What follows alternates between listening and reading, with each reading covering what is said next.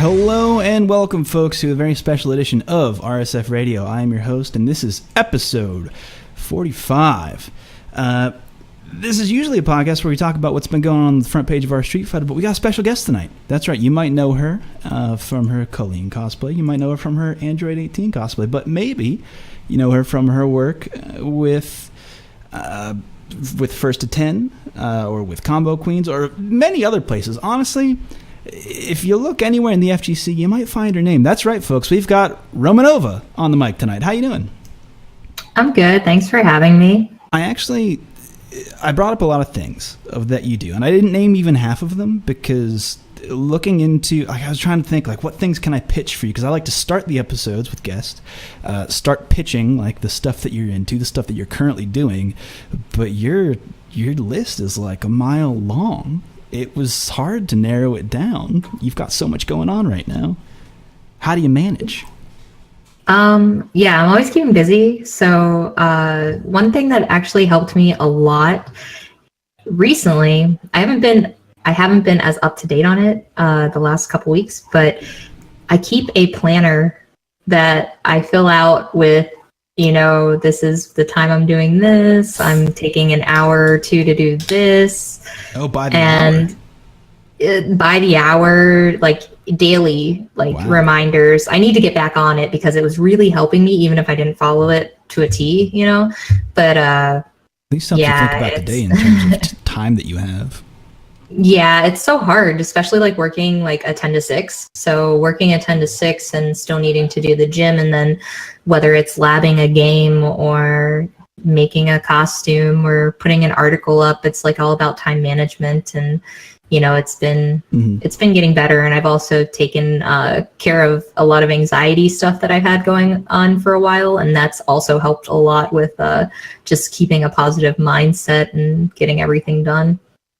Do you mind if I ask, is it okay to talk about like what your methods are for doing it? Is there some sort of meditation or anything going on with that? No. As someone who's like grinding their teeth right now, working my job and trying to do stuff for the community, and with the current state of it, just a lot of anxiety, hella anxiety, up to my eyeballs in anxiety. So how do you manage? This might be a hot take. I hope it's not, because I think mental health should be something that a lot of people talk about, especially with the state of the world. Where care for those things might go away in the next couple of months.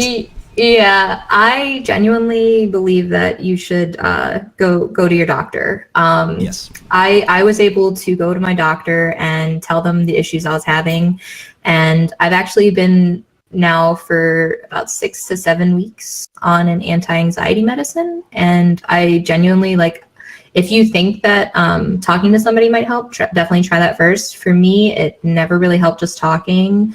So, and this has helped. I think a lot of people are scared to take medicine in fear, but there's always the right one for you. It just might take a minute to find it. And I was lucky that this first one's good, but genuinely it has, I don't have the panic feeling when something's due or I need to get something done, and even just dealing with people and everything. And I think that's important too in the FGC. We're dealing with people all the time, especially even people who are introverts. Luckily I'm mostly an extrovert, but even people that are introverts, you have to deal with people at the events because you're still doing stuff, playing people, you have to communicate in some form. Most likely. So yeah, there's a lot of stress that can happen at events, especially if you're competing too. There's a whole other layer of stress management that you need to deal with. But yeah, you're totally right in that it's noticing that there is that within you, that there's a certain weakness in you that you need to address, such as anxiety, be it depression or any kind of mental health issue, and then grappling with it and saying, you know what, no, I'm stronger than this, getting professional help and managing it. It's easy to do.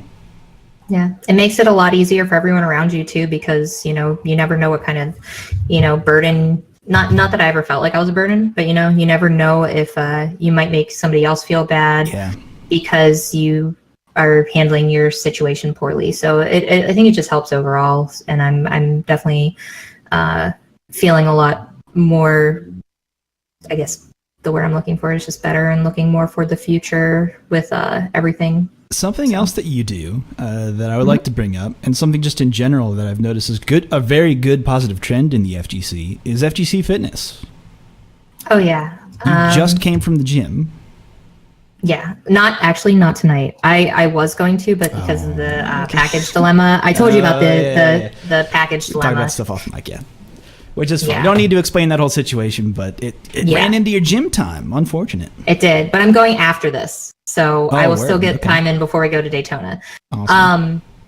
Basically, I was always growing up. I was always very like just average in size. I was never. Sometimes I was on like the skinnier side, but then probably in like 2011, 2012, I put on a lot of weight from a relationship I was in back then. We ate like crap all the time. So it was like my own fault. I was guilty of it. I was like up to 166 pounds and I wasn't happy with myself anymore. I don't think I was like anywhere near like I don't think people would have told me like you need to lose weight, but I was not happy with myself and the sizes that I had to go up in clothing and everything. I couldn't fit in my clothes anymore.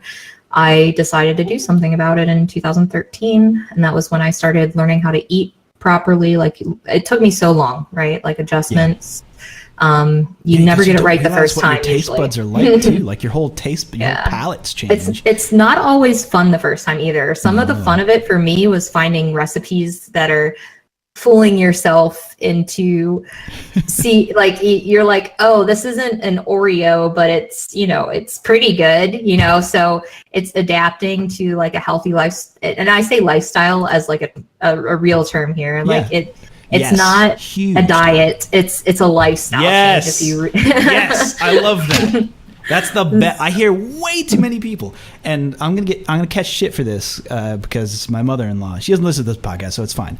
But like, she is constantly, I have to go on a diet, and me and my wife both just like, no, make a lifestyle decision to start eating better and continue. It's not like, oh, I'm just now somewhat on a diet and then now deciding to eat better, because that fucks with your metabolism in all kinds of bad ways. And just having a solid diet, a solid lifestyle decision of the things that you put inside of your body, like that shit matters. Like being consistent. I mean, even if it's just cutting out soda, drinking more water, or even if you don't want to stop eating unhealthy things, if you make it smaller portions, that even can make a difference depending on your situation.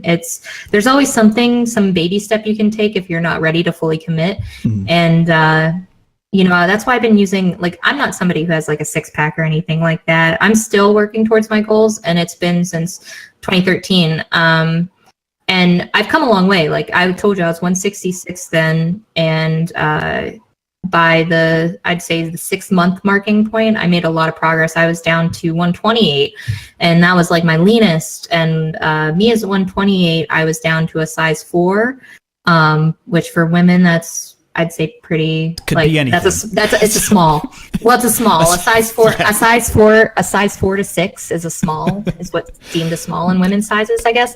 But it depends on where you shop. I don't know. And I mean, the number changes. Like I went from an 8 to 10, which is more like a large, getting towards an extra large size. So I went down 2 sizes, more than that technically. But anyways, back on track.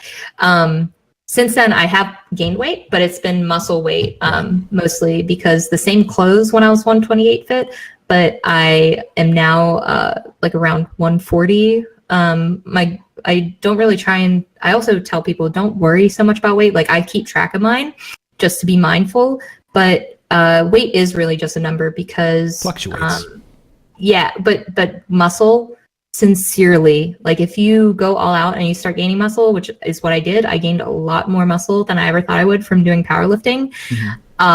It does weigh more, so you can't just let that number on the scale beat you down, especially if you want to like be more toned, because to be more toned you do have to build a little bit of muscle, and it is gonna like potentially balance your weight out. So it's overall healthier. And just so people know, so they're not so scared of muscle, the more muscle you have, the faster your metabolism typically is.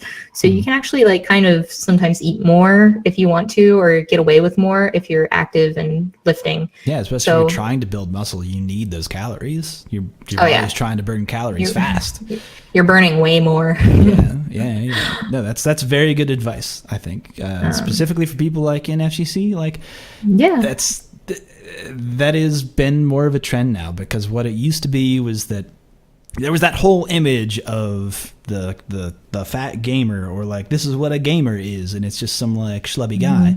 Not the case anymore. I feel like that the narrative on that we've taken control of that a little bit and said no, but neither are we just the skinny dude. Like, there's a whole fitness aspect to it. There's a whole regiment of self-care that goes along with being a competitive gamer, because also that sharpens your senses as well. Like, you're not like, taking care of your body is you use your body to play fighting games. So like that tracks, right? Yeah, I mean, and I'm very body positive. Like, even though this is my way and what I think, like, I would love for everyone to be totally healthy, but I also would rather, if anything, to just them be happy with themselves. Because even if you're not a fit person, if you're happy with yourself, I'm happy for you. The one thing though is like even just eating healthy. Some people won't always lose weight just eating healthy, genetically, etc. Sometimes that's not the only thing that they can do, but it does benefit you with your blood pressure, etc. Like, we're silly health things we don't think of until we go to the doctor and get a physical, and they take like our blood and they check your levels and cholesterol and all that. Where the weird jelly inside you is like, can it be good or bad? I don't know. There's a whole miasma in here that I don't know what's going on until you see a doctor, and then they go, oh, your heart's barely beating, and you go, oh, I should probably do something about that. Yeah, and you just want to prepare so you can keep doing, doing your thing. The longer you live, the more you can do that. And I also like used First to 10, even though First to 10 was primarily a blog for interviews with NetherRealm community people, whether it's a player, a commentator, etc. I started writing. I wrote an article with some recipes, some of my favorite like healthy recipes with like stuff written out, like ones like chicken stuffed peppers. Then I did an article about healthy alternative snacks that you can take to tournaments with you, etc., and like different things you can get so that when you're going to a tournament, you don't eat like garbage the whole time if you're trying to eat healthy. So just trying to do stuff like that so people can have it to reference if they are at a tournament and they decide to make that switch. It might make their life a little bit easier. And to me, that's like goals to just help others in the community seeking an outlet for, their lifestyle. Yeah, no, that's awesome that you're providing that resource with people. That's super good. As someone who is right on board with like eating healthy, like exercising if you need it, especially like getting up and being active, that is super important. But anyway, that's okay. I think we can transition into what First 10 is about, and kind of probably lean into the cosplay side of things, if you're okay with that. That's fine. Something that I wanted to talk about, and I think that you have a lot to say about this, is where the Venn diagram meets of cosplayers and people who are competitive, specifically within the FGC, because there are people who are just people who cosplay, who like to cosplay as fighting game characters, but also people who are like deep into the FGC who also cosplay, just like yourself, for example. Yeah, I mean, one thing that I'll start with is I sometimes get a little, I know, like, by reputation, people typically will know the cosplay side. I only get like I don't get offended isn't the word, but hey, by the way, do you play and do you know about Android 18? Do you know about her in this game? Like that, but also just Can you even play combo? Can I wombo combo?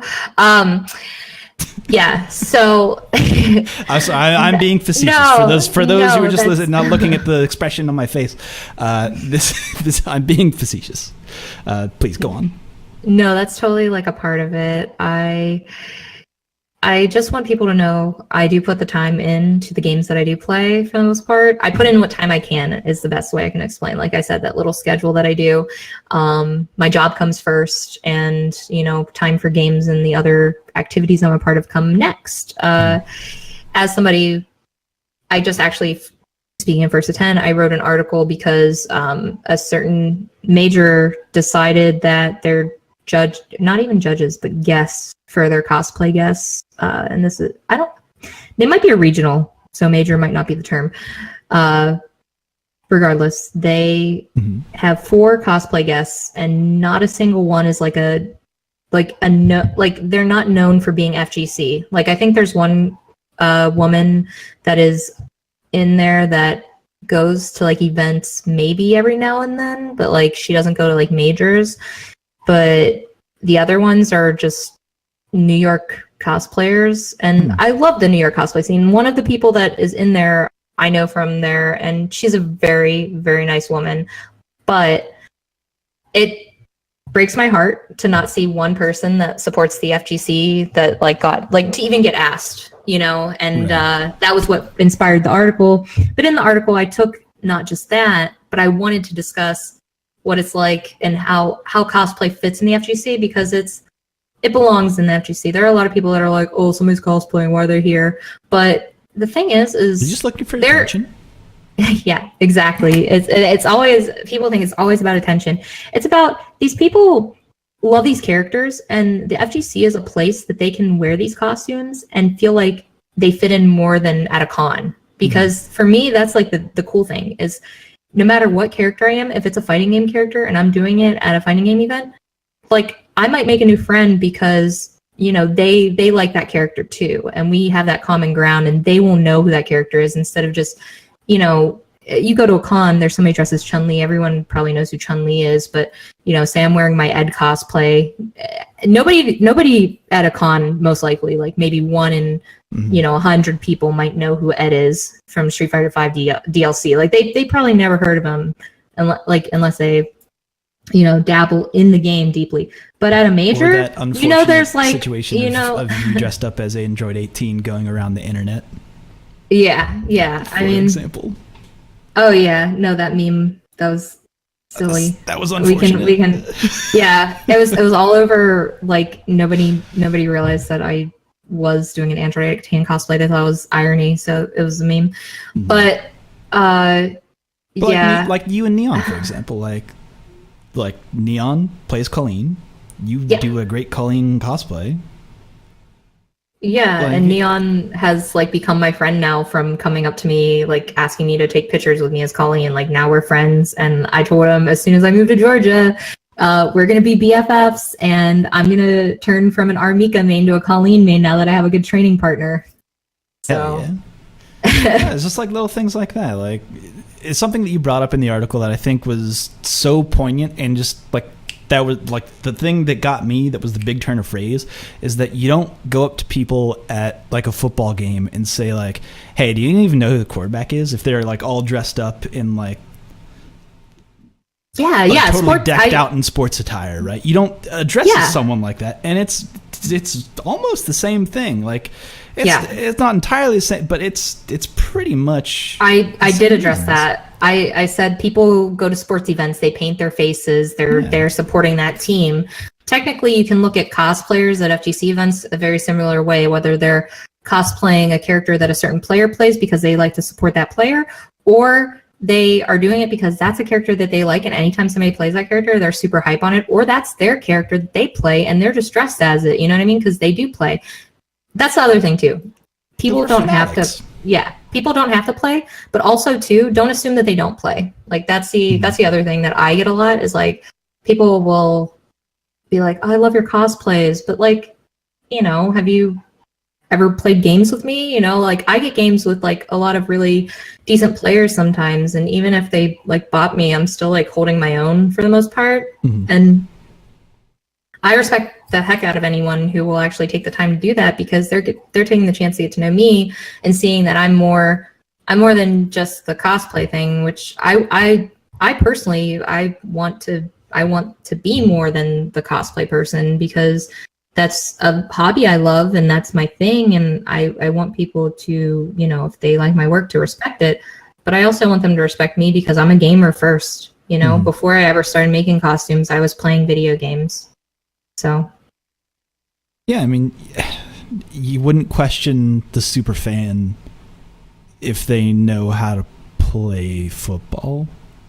Yeah. And so you really shouldn't question the cosplayer of whether they know how to play the fighting game. Because they're obviously a fan. They paid for entry. They're staying at a hotel near here. Like, they're doing all the things that you're doing, so why question it? It just forces some people, or at least leaves a bad taste in people's mouth, to not be a part of the community when all they're trying to do is be a part of the community. Yeah, they're fitting in their way, Mm-hmm. Okay. So, just out of curiosity, of cosplays that you do, what's your favorite? This is kind of like an offhanded question. Currently? I know that's kind of a curveball. That wasn't like any listed topic of things like, hey, do you have like a favorite that you like? Yeah.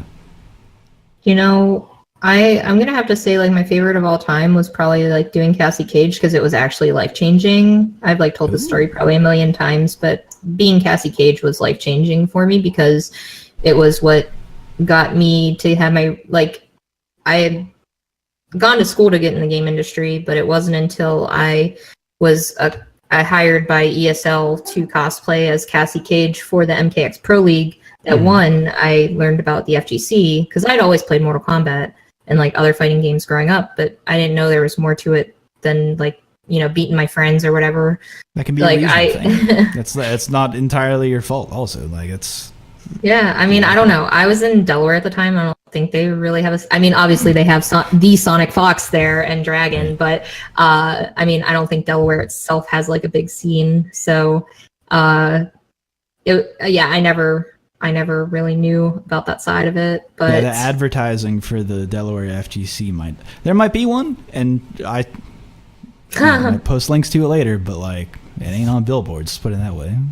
Yeah, that was where I was living at the time. But yeah, basically the MKX Pro League led to me meeting people that are industry, specifically like NetherRealm, that were able to have my resume, like showing that I have like a background in games and everything, and get it like actually looked at. Where, long run, lo and behold, I got to be a QA analyst on Injustice 2, and that was my first gig in the game industry. So it really paid off. But what paid off even before that was like that event specifically as Cassie Cage inspired me to, one, want to represent for women in gaming and especially fighting games, and two, to learn like the game. So like not even a couple weeks or like a week or two after that, I was hitting up the people that I met there that were in the top 16 that I thought were good people to ask them to teach me the game. And I was like going online and playing with them. And eventually I sold my Xbox to get a PlayStation because that became the new thing that everyone was playing on. It was no longer Xbox. And that's where the competitors were. Gotta follow the competition. Yeah. And it just, from there, that was where my journey took off. And I recently made a post like, who is somebody who's influenced you the most? Unfortunately, a million people listed a ton of people, which is also totally fine. I was kind of hoping each person would list one person and why that one person. Yeah. But I get it. There's a lot of influences. For me, my specific one was actually the person I mentioned was Biohazard, because even though the MKX Pro League kicked it off, is Biohazard, who is, a Bane player. He's very, very, very talented Injustice player, and he's very talented at MKX. He was the one who hit me up after there when Winter Brawl was happening in 2016 to say, hey, are you going to Winter Brawl? And I'm like, oh, what's Winter Brawl? And, at the time I'm living in Delaware. I found out that this tournament that all these people that I just met a month ago were going to was only like 25-minute drive from me, because it's like in Philadelphia area, which is like only like 25 minutes outside of Delaware. I was like, yeah, I'll go. I went. I didn't compete. I just did some casuals. I was still learning the game. I was like playing around. They sat down with me, like showed me some new stuff on the game. You know, I watched the tournament. It was really hype. I made even more friends. That was like that was when I was like, yep, I'm staying. You know what I mean? Like that was it for me, and I was sold because of the way the sense of community felt and how exciting it was to me to get to be on this side of these games that I've loved for years. Yeah, there's a certain electricity in the air whenever you go to an event, and you see all of those people getting excited for the combo they know is coming, and also equally upset when it's dropped. It's just those little moments like that just you can't help but be swept up in it. It's what's the word I'm looking for? When you catch something. I can't finish your sentence. Anyway, I don't know. That's okay. We don't need to toss it up like that. That's cool. That's okay. That's fine. So anyway, let's get into some news, some things that we can talk about. I just want to briefly touch upon the 30th anniversary patch notes. I don't know if you've dug into the 30th anniversary collection at all. I have not. So it's a bunch of old games. Only four of them are online. But specifically, a patch just came out for the 30th anniversary collection, not for the Switch edition. It's to be clear on that one. So Switch, I feel like the coding for the Switch is probably a little bit different because it is an entirely different system than like the PC, Xbox, and PlayStation. Like I get that, how it can be different. But the one important thing that I saw is that matchmaking differences are changing. Like they're giving you guys some options to select filters and stuff like that. Awesome. But also specifically Super Turbo, Akuma, no longer a selectable character online, which is great because as we talked in the Arliath episode, like 42, a couple weeks ago, Akuma in ST is broken. Straight up busted. Bus ass broken. And they took that out, which is awesome, except on the Switch version because fuck the Switch. But anyway, so that's news. I just had to mention that one because it was like pressing, and we've talked about it before. But some other stuff that we can talk about here. Red Bull Conquest and everything that Red Bull's doing in particular. But also we have to kind of house that in the unfortunate scenario that Red Bull is moving away from written content on their site. What's like your thoughts on that one? Well, being friends with people who are writers for that, I feel for them because I know that that's it's a source of income and also a career for them in a way. So I feel for them and them having to either find work elsewhere or transition into another form of media with them. Mm-hmm. It's depressing because I genuinely like their articles and the writers that they were using. Yeah, their articles were really good.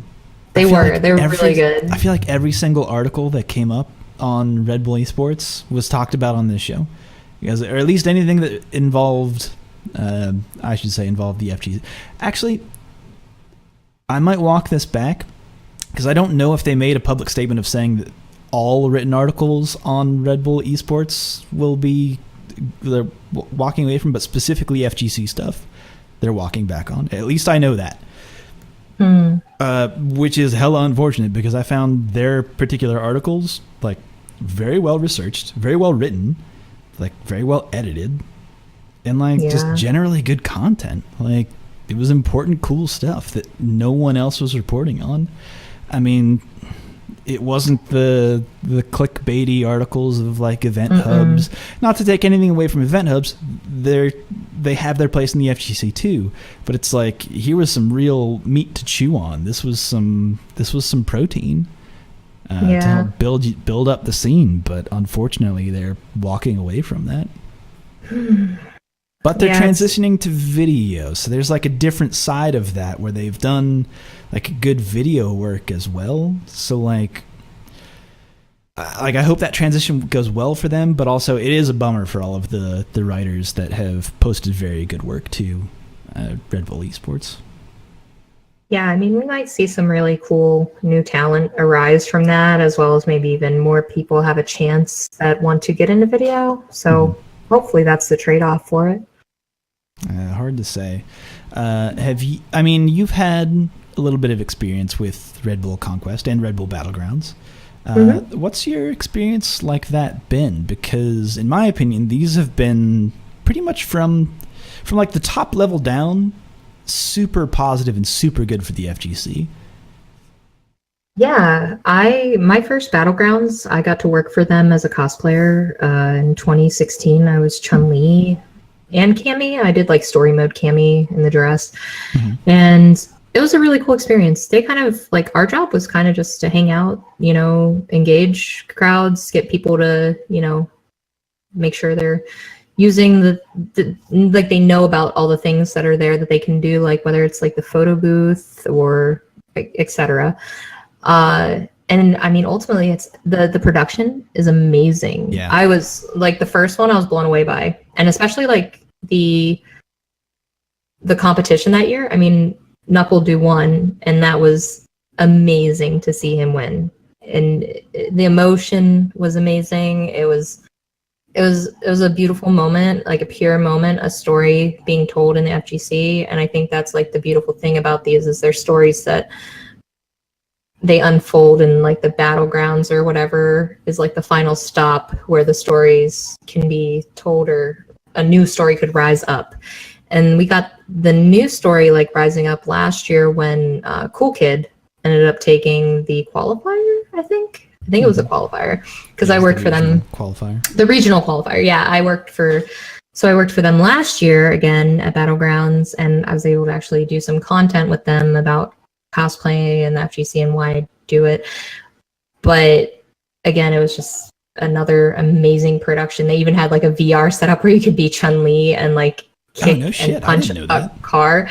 Yeah, it was really funny watching people in the VR doing it because you're just watching them throw jabs in the air for no reason.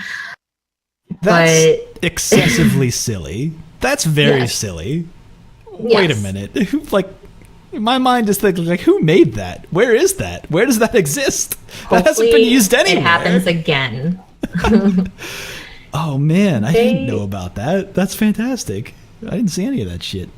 They sincerely have a great team. They do. They do have a team that is like sincerely devoted to like listening to what people in the FGC want and things that they care about, and people who are like in the FGC are part of their teams. So like it kind of gives them that credibility in a way. It's like they know what the fuck they're doing and they care. They care about it. So they're also, side note, like, do they have infinite money? Not infinite money, but like seemingly infinite money.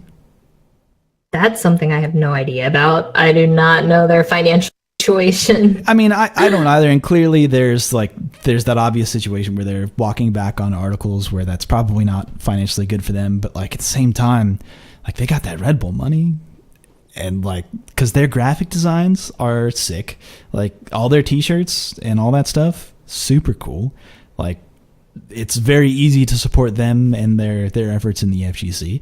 But also they got like all these awesome like promo packages going on. Like they support all these players in ways that like outside of just like they're not sending, but like when a player does something awesome at a Conquest event, they're like, hey, check this shit out. Like this was awesome. And then like promoting these players from within. And it's like really cool. I don't know. They're putting in a Herculean effort, let's say. And I'm continually impressed by all of the people involved within most Red Bull events. And I'm not just like shilling for Red Bull. I don't necessarily even drink Red Bull. If I do, it's the sugar-free version. I think it tastes better. Sugar-free is my fave. Doesn't it taste better? I feel like it tastes better. Yeah, if I'm drinking one with sugar, I think the top tier would be the yellow, the tropical ones. I think that's top tier for sugar. Okay. But I try and, again, with the healthiness, I try and just go for the sugar-free Red Bull. So there's sugar-free lime. I recommend that one too. Ooh, I don't think I've tried that. I haven't like gone into these fancy Red Bull directions. Call me a basic bitch, but hey, I like I just like the sugar-free. You need to get out a little bit more and dabble into the different flavors of the Red Bull Rainbow. So that was good. That was good alliteration. I like it. So there's that. Any other closing thoughts on Red Bull Conquest or formerly Battlegrounds? Yeah, I mean, I'm excited to see where it goes. I did go to the stop just because it's local. I went to the one in Chicago. Mm-hmm. That was the first stop. And again, like for just like a smaller event, the production was amazing. It was done at Ignite, which, you know, shout outs to Noah and Sam that run Ignite. It was another, I would say, success there. Very great venue. Everything seemed to run smooth, you know, not being behind the scenes of it. It was very fun to just be a part of the crowd and enjoy and watch people play. Mm-hmm. No, that's cool. So like look at, I'll link a schedule in the show notes. So if you are listening to this, hop down to the show notes, or if you're watching it on the YouTube, it'll be in the comments down below. So there's that. That's Red Bull Conquest. That's been a great effort on all their part. But I want to point something out. A little extra second bit of news. Our Street Fighter's doing player sponsorships right now. We got the t-shirts out there. We had the Matcherino last week was available, but now the t-shirts are out there. So shout outs to Quasimodo. I always call him Quasimodox, but it is like technically Quasimodo X, and I always get that wrong, but also he doesn't care, so I'm going to keep calling him Quasimodox. Has done some great work with those shirt designs. Specifically, we took a lot of input from the players, so like what region they're from, like do they want their character represented, like all that stuff, and just made sure that their shirt design represented them as a player as best we could. I think my favorite in that bunch is Tiga's shirt, which is a take on Akuma and the Trinidad and Tobago flag. It's pretty hot. I think it's pretty hot. And I would recommend checking that out and supporting those. All the money goes towards those players for EVO 2018. We're going to try and send all 4 of them if we can. If we raise more money than that, then the excess will go towards the next player sponsorship. I don't know when or where that's going to be, but that's too far ahead in the future for me to even think about that. I'm struggling just to get to EVO, so let's put our efforts into that. If you want to donate directly to the Matcherino, the link is out there. But also check out those shirts, those designs. I love neon, but I might have to get one of these El Chacate Mika shirts because nice. I still love Mika, and the design is just so fun. Yeah, it's that old like luchador mask design. It's actually fun. Mm-hmm. Do you know Drew Face from the 50/50s up in Toronto? Yes, I know who Drew Face is. Okay, cool. It was actually really from fun. Twitter. I don't like know him, but you know, everyone knows each other on Twitter, right? Yeah, especially within the FGC, right? So like him, after we posted this, he was like, Quasi, these designs are great. I have to gush over these and tell you exactly why they're great. And like called out specifically, he's like, this is why this is great. Like historically, this is what luchadors did. And like the design is very similar to these old luchador designs. You're the best. And I was like, oh, this is so heartwarming and good. Like another very good FGC designer is telling Quasi, like, your designs are very good. And me being in the middle of that and also being tagged in all the tweets of being like, oh, like I like all of these. Here's my hearts. Here you go, fam. Yeah. Super good. But yeah, that design's very good. I like that one. Yeah, it's super cool. I'm a fan. Okay, so I think that just about that covers all the news we have, unless there's specifically anything else that you're doing right now that you'd like to pitch. Everyone who's going to CEO, make sure you go to my panel for the Red Ribbon Retrospect on Friday. Shit. I forgot to bring this up. I had this written down and I forgot to bring it up. I'm so sorry. You're doing something awesome. Please tell. So the Red Ribbon Retrospect's my way of like supporting the Dragon Ball Fighters community as it grows. I haven't been doing much lately with it because I've just been so freaking busy. I was doing it like every week on Sundays where we would go live on Twitch. I'd have a guest that's, you know, involved in the Dragon Ball community somehow. We just play some games, have some fun, go over some silly tweets, and it was a good time. So I'm trying to do that live at CEO. Was like in a pitch for when Jabali was putting up, like, he needed panels, and mine got picked for one to be approved. So I will be there dressed as Android 18. We will have our main guest, which is DKill Sage, and so Echo Fox DKill Sage, and we're gonna have him compete in a lore battle against Nakiel, PG okay. Nakiel. So they'll compete and go head to head. I have like bell dingers that they're gonna like have to hit to like answer the question, and whoever gets like the most right is like the winner of the contest. And I also, for the audience, have a contest for them where they can win a set of the Dragon Balls, like collectible Dragon Balls. They have to do their best voice impersonation of a Dragon Ball character. Winner gets to call upon Shenron. I like it.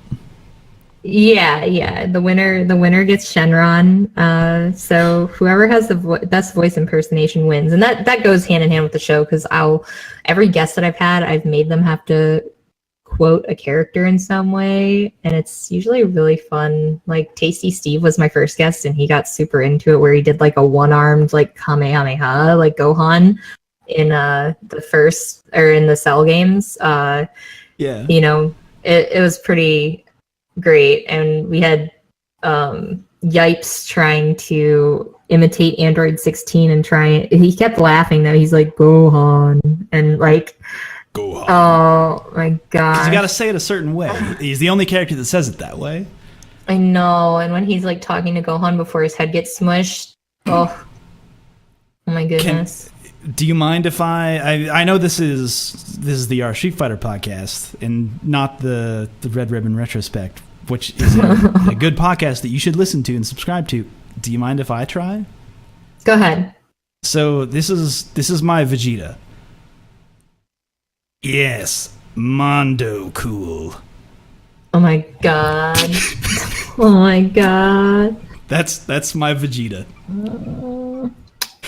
Which I know it's very bad. I know. I picture him saying it though. I remember when he says that and how cringy it is. Yep. So that was pretty amazing. I had to introduce that moment of cringe into, hey, that's how I run a show. You gotta introduce that tension and never break it. Never break that tension, because that tension is Mondo cool. Oh my gosh. Okay, so that's the last bit of news. I also heard that you were going around CEO asking people about their gamer tags. Yeah, so that's a project I'm going to try and do. The last video project I did was I did a compilation to try and promote positivity in the NetherRealm community, especially towards developers, since usually the developers are the ones that get kind of crapped on because I want buffs. Why is this character this way? Nerf them.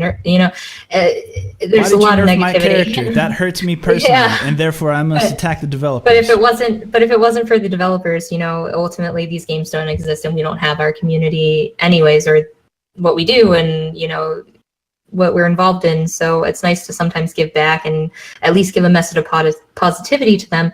And that was what that project was, where it was called Thank You NetherRealm, and it's everybody that was involved. And I had people send videos from their home as well if they couldn't be at it was at NEC that I was recording people. They're just saying simple things like, thank you NetherRealm for nurturing a community for us. Thank you NetherRealm for creating Hellboy. Like, obviously not the Hellboy, but like in their game. Right. Right. Random things like that. And it's just a compilation of all these faces, whether they're big players or not, or they're just online players. Like, they're on these cameras telling you thank you for something. And it shows our community can come together as a community, and that's good for the community. And it shows the developers, these people do care, even if they're, maybe tomorrow telling you, like, I can't stand you, what I mean? Like, they do care, and that is. So this one's just to kind of dabble. It's not going to necessarily be NRS specific, although I'm going to definitely try and get as many as I can, since it's still like my roots is, get people to tell me in like a minute or less, like, I'm so-and-so because I like this, or because I was involved in this, and give brief summaries, because like I don't want it to be too long a video, but I want to get a bunch of people in there to show, hey, look, we have some fun stuff about us. So yeah. Yeah, no, that's awesome. So if you see Romanova at CEO and she's got a camera out, track her down, share your story. It's a really small camera. How small is it? It's a GoPro. It's a very small camera. Like a GoPro Hero. It's like a cube. The small version of the GoPro, as it is. All right, so that just about covers unless there's anything else that I've forgotten about. I think you're good. Okay. I think we're good. Well, that's all the news. That's all the news in the FGC that happened. Don't look for any other news. There hasn't been any. Don't listen to the fake news media. Don't listen to any of the fake news media. Because trust me, no other news has happened. Also, stay away from the news if it's better for your health, because sometimes that's the case. But also be involved and go vote. Anyway, we like to end our show, our guest episodes, the same way in which I propose to the guests certain questions. For example, I will ask you this question. What is your favorite normal attack in any game? So this was like a tough one to answer, because I'm a mark for animations. Okay. There'll be characters I don't even main, and I'm like, I love this character because they are just they're to a T, an amazing setup, and it's just beautiful to watch. That's part of why I love Colleen, right? Right. So. Very fluid animations with Colleen, I think. Yeah, and they're just elegant. Yes. She matches her animations. For normal, I'd probably say Dragon Ball FighterZ has some of the best normals in it. Specifically, probably Android 18's Standing Heavy. Mm-hmm. The boot. I like how heavy it is. Yeah, the boot. But they all reference the manga, or the show. So every move that they do is like some kind of reference, and to me, that's caring about your fandom. And Android 18's just the coolest to me. So yeah, I thought that was really nice that they did that. They took all of those stills sometimes, or like short clips from the show, and basically recreated them shot for shot for this fighting game. And like, when you have animators who are willing to go in that deep to say, whatever when you press that button, you're going to think about that time that you saw this character do that, and you'll get a little bit excited because you remember it. Yeah, that's real cool. I remember when the Trunks reveal happened. I knew Trunks was going to be there because it's Trunks, but when they revealed him and they show his burning attack animation in the game, I'm like, seeing the hand movement. He does all of them. He hits all the signs. I can't do them, obviously. Yeah, I don't have the dexterity for that. Yeah, he throws up all the gang signs. Yeah, exactly. Thank you, Trunks. It's real good. All right, so cool. I'm with you on that. There's some definitely lovingly crafted attacks and animations in that particular game. So that's a good answer. When you ask for normals, so I feel like other games, the normals there's not as much story behind the normals. So that is a thoughtful response. That's a good thoughtful. I dig it. From development up, I'm with you on that. No one else has answered in that particular way. So I'll ask you the next question then, which is, what is your favorite combo in any game? I'll probably be biased because obviously a big MK fan, but in MKX, I main Sector, and he's got a lot of... I love characters with fire powers if I can have them. Sure. Even casually back in the day playing Smash Melee, I loved Roy.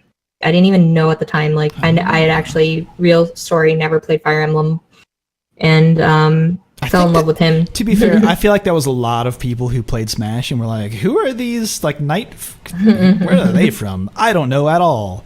And then from that, they were like, let's port these Fire Emblem games to the US because they know who a Roy and a Marth is. yeah, I was like, oh, sword fire? Okay, I'm sold. And, Sector is kind of the same way. And it's just, he's so fluid that his basic like B&B combos, you like kind of push off of them, like you're pushing back, like, whoa, get away, He And does like a Iron Man jet away. With the yeah, like palms. a get away with the palms, and then you go into your teleport, and then you can continue the combo via teleport.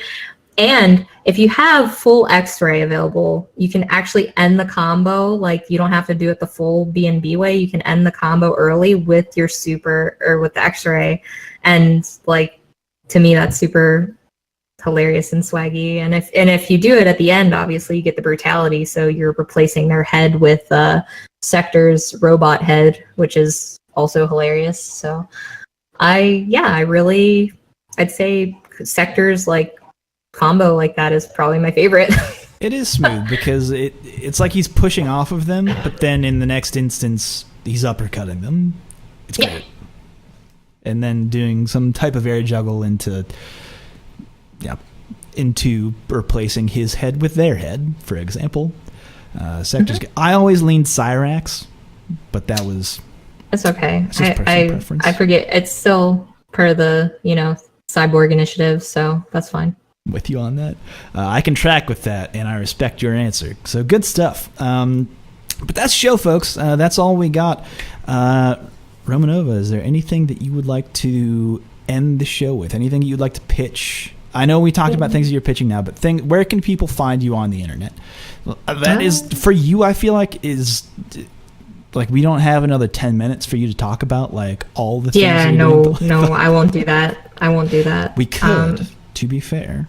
I link a lot of stuff on Twitter if you need to catch up. So twitter.com/RomanovanRS. But most of you, if you know me, probably follow me on there already. So, just be on the lookout. If you ever want to know where to find other stuff, let me know. I'll link it to you.